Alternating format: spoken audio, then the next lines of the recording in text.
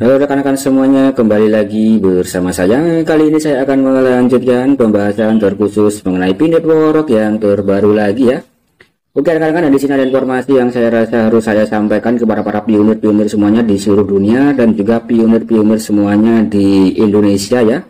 Terkait dengan isu-isu dan perkembangan project Pi Network, terutama menjelang fase open mainnet yang sangat gencar sekali.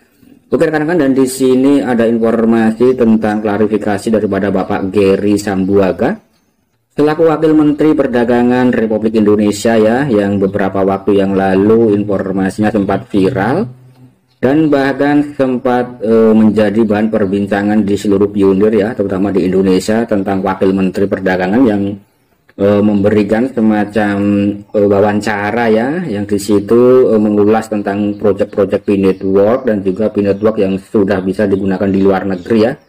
Oke rekan-rekan, ternyata informasi tersebut adalah informasi palsu dan dikonfirmasi ya, bahwa untuk Wakil Menteri Perdagangan Bapak Gary Sambuaga secara resmi mengklarifikasi bahwa beliau tidak pernah mengeluarkan statement tentang hal tersebut ya. Dan untuk lebih jelasnya mari kita simak ya rekan-rekan. Nah, kalau rekan-rekan di sini membuka Google ya, nah kita bisa melihat dan ketikkan Wamendak Pi Network, maka di sini muncul sekali berita-berita yang berkaitan dengan Wakil Menteri Perdagangan. Nah, Pi Network ya, Wakil Menteri Perdagangan Indonesia yang berkaitan dengan Pi Network. Nah, rupanya di sini berita-berita tersebut ya bisa memberikan kesan buruk atau citra buruk kepada Pi Network itu sendiri rekan-rekan, dan mungkin berita tersebut memang sengaja dibuat oleh oknum-oknum atau pihak-pihak yang bisa saja merugikan daripada proyek Pi Network ya, dan bisa membuat kegaduhan di tengah-tengah para pionir dan juga masyarakat, terutama untuk komunitas Pi Network yang ada di Indonesia ya. Nah, saya rasa di sini harus kita ulas atau kita bedah agar para pionir-pionir bisa mengetahui informasi secara valid ya. Yang mana di sini kita juga harus mengikuti regulasi-regulasi yang ada di Indonesia ini ya rekan-rekan. Nah, oke rekan-rekan, dari sini banyak sekali judul-judul yang berkaitan dengan Pi Network dan juga Wakil Menteri Perdagangan ya, terkait pencatutan nama daripada Wakil Menteri ini ya. Nah, beliau memang tidak terima ya rekan-rekan, namanya dicatut. Nah, ini memang harus bisa menjadi pelajaran yang sangat penting sekali ya. Karena di sini kita tidak boleh sembarangan dalam mencatut nama ya tanpa ada klarifikasi, dan mungkin ketika sudah tersebar ya sudah ya rekan-rekan, akan menjadi berita yang dikonsumsi oleh publik ya, maka dari itu harus diklarifikasi kebenarannya. Dan di sini langsung saja kita buka sebuah website yang resmi dari kemendak.go.id ya rekan-rekan. Nah, oke rekan-rekan, dan di sini ada berita siaran pers ya dari website Kementerian Perdagangan Negara Indonesia, ini resmi ya. Jumat 11 November 2022, Wakil Menteri Perdagangan Gary Sambuaga ya klarifikasi pemberitaan rekaman suara terkait dengan Pi Network di kanal YouTube Ublek TV ya rekan-rekan. Nah, mungkin untuk channel-channel YouTube yang membahas tentang Wamendak ya, yang beberapa waktu lalu sempat viral, mungkin yang pertama itu adalah channelnya Za Official ya rekan-rekan. Nah, karena di situ saya sempat juga mendengar ya, karena di sini untuk berita-berita daripada Pi Network itu memang sedang dinanti-nantikan, karena di sini akan memasuki fase open mainnet ya. Kemudian selang beberapa waktu berikutnya, nah di sini Ublek TV Info juga memberitakan tentang masalah atau hal tersebut ya, yang mana di situ bisa memicu daripada antusias kepada para pionir-pionir semuanya di seluruh Indonesia ya.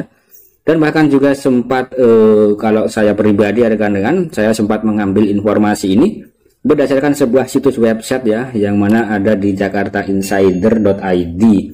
Nah, di situ ya rekan-rekan, dan di situ juga disebutkan sumbernya memang dari channel YouTube ya. Nah, yang mana di sini memang sekelas website-website yang sudah populer ya. Di situ memang juga pernah sempat memberitakan tentang masalah ini ya. Maka dari itu ada salah satu pihak yang mengkonfirmasi kebenarannya kepada Bapak Gary Sambuaga ini ya. Kemudian beliau mengklarifikasinya dengan sangat jelas sekali ya rekan-rekan, bahwa beliau sama sekali tidak pernah membahas tentang masalah Pi Network ya. Nah, kurang lebih seperti itu. Dan di sini ada informasi yang resmi ya, langsung dari Wamendak Bapak Gary, klarifikasi pemberitaan suara terkait dengan Pi Network di kanal YouTube Ublek TV Info rekan-rekan. Oke rekan-rekan, di sini langsung saja kita bahas ya. Wakil Menteri Perdagangan Bapak Gary Sambuaga menegaskan suara yang mengevaluasi P-Network di kanal YouTube Ublek-Ublek TV dengan judul Geger Indonesia Wakil Menteri Perdagangan Yakin dan Bicara tentang P-Network ya. Kemudian juga ada Bebek Dunu Kaget yang diunggah pada 4 November 2022 lalu. Itu adalah bukan dari suara beliau ya rekan-rekan. Kemudian di sini penegasan disampaikan menyusul beredarnya pemberitaan rekaman suara yang diklaim sebagai suara Wakil Menteri Perdagangan Bapak Jerry ya dalam percakapan mengenai peluang P-Network sebagai mata uang cryptocurrency dan menjadi alat pembayaran yang sah di Indonesia rekan-rekan. Dan kemudian di sini hal ini penting disampaikan agar tidak timbul perbedaan persepsi dan kerugian di kalangan masyarakat. Kemudian klarifikasi disampaikan Wamendak Jerry dalam konferensi pers yang digelar secara daring. Ini pada hari Kamis ya, tanggal 10 bulan November kemarin rekan-rekan. Kemudian juga turut hadir mendampingi PIT Kepala Badan Pengawas Perdagangan Berjangka Komoditi atau Bapeti ya. Di sini ada Bapak Didit Nurdiat Moko. Kemudian di sini suara dalam video tersebut bukan suara saya. Penting saya klarifikasi karena dikhawatirkan akan menyesatkan dan merugikan masyarakat jika beredar dengan lebih luas. Berkaitan dengan hal itu, saya telah berkonsultasi dengan Biro Hukum Kementerian Perdagangan untuk menindaklanjuti hal tersebut ke aparat yang berwenang sesuai dengan prosedur yang berlaku, kata Bapak Jerry, Wakil Menteri Perdagangan. Nah, itu sangat jelas sekali ya, sudah dikonfirmasi bahwa beliau sama sekali tidak pernah melakukan semacam wawancara yang membahas tentang P-Network ya rekan-rekan. Kemudian di sini Bapak Menteri ya, Wakil Menteri Pak Jerry telah menguasakan kasus pencatatan nama dalam rekaman suara tersebut kepada Biro Hukum Kementerian Perdagangan untuk melapor ke dalam Badan Reserse Kriminal Kepolisian Negara Indonesia rekan-rekan. Nah, maka dari sini dia disampaikan terkait dengan Undang-Undang ITE ya. Nah, jadi di sini juga pihak daripada Bapak Jerry mengatakan pihaknya sedang melengkapi dokumen persyaratan tersebut ya untuk disampaikan kepada polisi ya rekan-rekan. Kemudian di sini Bapak Jerry juga menegaskan bahwa kripto adalah aset atau komoditas yang bisa diperdagangkan, bukan mata uang atau alat pembayaran. Kemudian di sini aset kripto harus diatur, dilembagakan dan berada di bawah peraturan pemerintah. Hal ini Kementerian Perdagangan melalui salah satu unit eselon 1 yaitu Bapeti. Kemudian di sini di Indonesia kripto diatur sebagai aset atau kripto aset ya atau komoditas, bukan sebagai mata uang. Selain mengatur, pemerintah berkomitmen terus mensosialisasikan hal tersebut dan memformulasikan regulasi yang komprehensif, kata beliau ya rekan-rekan. Jadi di sini sudah dijelaskan dengan sangat tegas bahwa beliau mengkonfirmasi yang paling penting adalah tidak pernah membahas tentang masalah P-Network ya, apalagi berkaitan dengan mata uang ya rekan-rekan sebagai alat pembayaran. Yang mana di sini untuk di Indonesia memang untuk alat pembayaran yang sah itu memang harus menggunakan rupiah, dan untuk cryptocurrency P-Network itu memang harus bisa menjadi aset digital ya. Jadi untuk di Indonesia masih belum bisa berfungsi sebagai mata uang ya rekan-rekan, artinya belum sah ya kalau berfungsi sebagai mata uang, tapi harus masih bisa digunakan sebagai aset digital ya, terutama nanti ketika sudah listing atau sudah open mainnet rekan-rekan. Oke rekan-rekan, dan di sini saya lanjutkan lagi ya. Di sini Wamendak meyakinkan kepada masyarakat ya. Nah, ini bahwa Kementerian Perdagangan ini memang terus berkomitmen memberikan perlindungan kepada konsumen dengan memberikan regulasi yang komprehensif pengaturan cryptocurrency ya. Nah, kemudian di sini juga dalam kesempatan yang sama, ini Bapak Jerry juga mengingatkan media ya yang selalu mengutip secara akurat dan mengkonfirmasi informasi sebelum disebarluaskan kepada masyarakat, terutama dalam mengutip informasi-informasi yang berkaitan dengan regulasi ya, yang berkaitan dengan regulasi di suatu negara, terutama di Indonesia ya, itu harus dikonfirmasi kebenarannya dan sumbernya harus jelas ya, apakah memang yang bersangkutan itu memang mengeluarkan statement tersebut atau tidak ya rekan-rekan. Oke rekan-rekan, dan di sini saya coba untuk melanjutkan lagi ya. Sementara itu di sini Bapak Didit menilai P-Network dipercaya para pemiliknya selain sebagai kripto juga sebagai alat pembayaran digital yang berlaku secara luas di seluruh dunia atau bersifat global ya.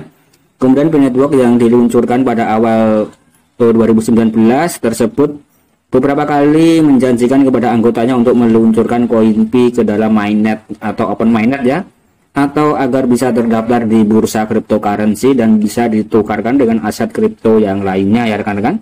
Namun memang hal tersebut memang masih belum terjadi sampai saat ini ya, dan memang saat ini seluruh pionir sedang menantikan fase open mainnet atau fase listing tersebut ya rekan-rekan.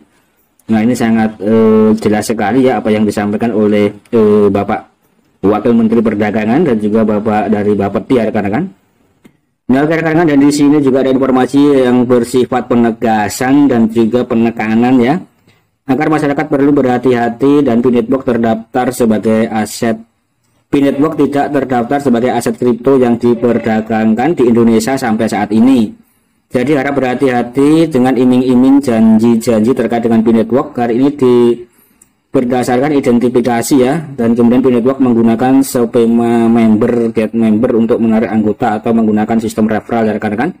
Dan untuk masalah di sini saya jelaskan sedikit ya, karena di sini memang saya sebagai konten kreator yang membahas tentang masalah Pinetwork dan juga project Pinetwork ya.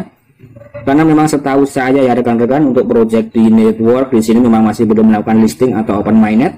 Jadi di sini memang masih belum terdaftar di dalam bursa cryptocurrency manapun ya. Baik itu di Binance dan di lain-lain atau dimanapun masih belum terdaftar. Dan untuk masalah legalitas dan ilegal ya, karena di sini memang masih belum terdaftar atau belum listing ya, statusnya masih ilegal ya rekan-rekan, dan itu tidak menjadi suatu masalah atau bisa tidak perlu menjadi masalah yang besar ya. Nah kemudian di sini sekali lagi Pinetwork juga tidak sama sekali melibatkan mata uang fiat ya, terutama dalam fase mainnet tertutup di sini. Jadi sangat jelas sekali bahwa project Pinetwork itu bukan project yang semacam mengumpulkan dana dari masyarakat ya. Jadi Pinetwork sama sekali tidak mengumpulkan dana dari masyarakat rekan-rekan. Artinya di sini projectnya memang benar-benar gratis ya, dan mining cryptocurrency. Nah ini sangat jelas. Kemudian di sini juga menggunakan skema member get member. Nah ini artinya memang menggunakan sistem referral, dan apapun itu segala macam ya rekan-rekan. Kalau rekan-rekan juga melihat semacam aplikasi-aplikasi yang sudah tenar terkenal ya, itu memang menggunakan sistem referral rekan-rekan. Fungsinya adalah untuk menyebarkan atau agar proyek tersebut bisa berkembang dengan sangat luas ya, itu menggunakan sistem referral. Dan itu saya rasa juga sah-sah saja ya rekan-rekan. Jadi rekan-rekan tidak perlu panik atau tidak perlu menjadi suatu masalah yang besar ya ketika rekan-rekan harus menggunakan sistem referral, karena di sini untuk referral mungkin memang dikait-kaitan dengan MLM ya. Nah mungkin kurang lebih seperti itu rekan-rekan. Oke rekan-rekan, dan di sini saya juga harus perlu menegaskan ya. Nah ketika di fase mainnet tertutup di sini memang rekan-rekan dilarang keras dalam menjual koin Pi rekan-rekan dengan menggunakan mata uang fiat ya. Nah atau yaitu tadi rekan-rekan. Dan kemudian di sini juga banyak sekali dimanfaatkan oleh orang-orang yang sudah mengetahui project Pinetwork ya, yang mana untuk nilai daripada Pinetwork ditaksir atau digadang-gadang akan sangat tinggi sekali. Maka dari itu banyak sekali penyerok koin Pi yang menawarkan diri ya untuk membeli koin-koin rekan-rekan dengan harga yang murah. Nah itu saya rasa untuk di hold dulu saja ya. Nah untuk masalah yang dalam menggunakan mata uang fiat ini harus rekan-rekan tahan dulu ya, atau ditahan dalam penjualan koin Pi menggunakan mata uang fiat rekan-rekan di fase mainnet tertutup ini ya.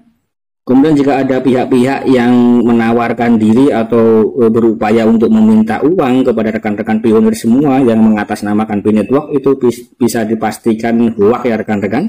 Nah di sini saya hanya sebagai bentuk informasi saja agar rekan-rekan juga harus berhati-hati ya. Yang jelas project Pinetwork di sini sama sekali saat ini memang gratis ya rekan-rekan, tidak dipungut biaya apapun. Nah oke rekan-rekan, dan di sini saya juga harus menegaskan sedikit lagi ya tentang apa yang disampaikan oleh Bapak Wakil Menteri Perdagangan dan juga dari Bapak Bapepti ya. Kita harus mengikuti aturan atau arahan dan regulasi yang ada di negara kita, terkhusus negara Indonesia ya. Itu harus ikut dan taat, dan juga harus menghormati daripada yang sudah ada di aturan di negara kita ini rekan-rekan. Nah kemudian di sini untuk masalah yang project-project Pinetwork ya, untuk cryptocurrency Pinetwork memang memiliki dua sisi keuntungan, yaitu baik sebagai alat pembayaran digital secara global karena di situ bersifat blockchain yang terdesentralisasi, dan juga bisa memiliki semacam fungsi ya sebagai aset komoditas seperti kripto-kripto konvensional atau kripto-kripto tradisional yang sudah lebih dulu terdaftar di bursa ya. Nah, jadi walaupun Pi Network tidak sah sebagai alat pembayaran yang berlaku di Indonesia, ketika nanti Pi Network sudah listing, nah itu Pi Network sudah bisa sah menjadi aset digital ya rekan-rekan, dan itu memang yang saya harapkan ya rekan-rekan. Nah, walaupun tidak bisa menjadi alat pembayaran, setidaknya bisa menjadi aset digital.